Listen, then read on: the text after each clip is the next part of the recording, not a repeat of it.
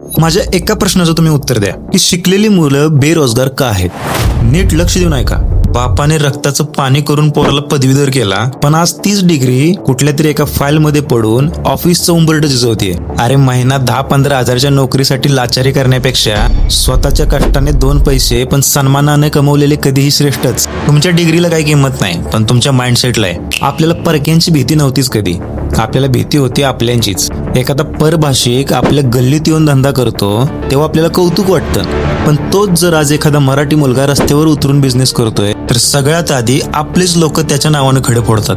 काय हा पोरगा एवढं शिकून हेच काम करतोय? अरे साथ देऊ नका, पण पाय तर ओढू नका. मराठी माणसाने या 3 गोष्टी आजच बदलल्या पाहिजेत. पहिली म्हणजे कामाची लाज सोडणं. रस्ता असो वा शोरूम, जिथं कष्ट आहे तिथं मान झुकवायला शिकली पाहिजे. दुसरी गोष्ट, इगो नेहमी खिशात ठेवला पाहिजे. कस्टमर नेहमी देव असतो, त्यानं 2 शब्द सुनावलं तरी ते ऐकून घ्यायची पात्रता पाहिजे.